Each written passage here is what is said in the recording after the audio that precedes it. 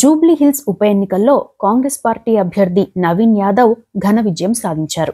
2023 ఎన్నికల్లో Jubilee hills లో ఎమ్మెల్యేగా బీఆర్ఎస్ పార్టీ నుండి గెలిచిన మాగంటి గోపీనాథ్ ఆకస్మిక మృతితో ఈ ఉప ఎన్నికలు జరిగాయి.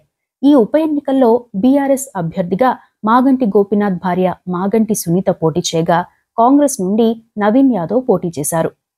బీజేపీ నుండి దీపక్ రెడ్డి బరిలో నిలిచారు. మొత్తం 58 మంది ఈ నియోజకవర్గంలో పోటీ చేశారు. అయితే హోరాహోరీ పోరు మాత్రం ప్రధాన పార్టీల మధ్య జరిగింది. అందులోనూ బీఆర్ఎస్ పార్టీ, కాంగ్రెస్ పార్టీ నువ్వా నేనా అన్నట్లు తలపడ్డాయి.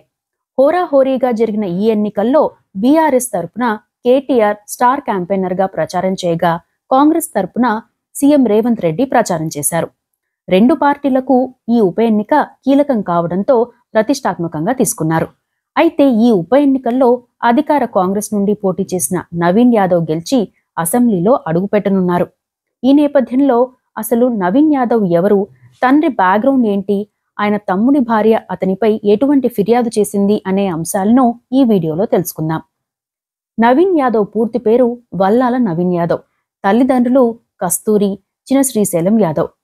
చిన శ్రీశైలం యాదవ్ పేరు ఈ తరం వారికి పెద్దగా తెలియకపోవచ్చు.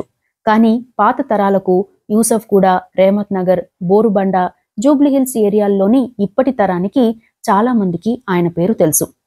ఆయన వ్యతిరేకులు ఆయన్ను రౌడీ అని, దాదా అని చెబుతారు. ఆయన్ను అభిమానించేవారు తమ నాయకుడిగా పిలుస్తారు. నగరంలో గతంలో ఓ ఘటన సమయంలో ఆయన పేరు చాలా పాపులర్ అయింది.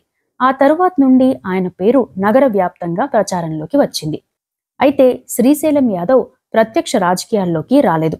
కానీ యూసఫ్ కూడా జంక్షన్లోని తన ఇంట్లో నుండే హైదరాబాద్లో ఎక్కడైనా తన పనులు చేయించుకోగలిగే వ్యక్తి అని కూడా చెబుతారు. ప్రజా నాయకుడిగా పేరు తెచ్చుకున్నారు కూడా. తండ్రి బాట్లోనే ప్రజల మనిషిగా పేరు తెచ్చుకున్నారు నవీన్ యాదవ్. నవీన్ యాదవ్ గురించి మరిన్ని వివరాల కోసం డిస్క్రిప్షన్లో ఉన్న లింక్పై క్లిక్ చేయండి.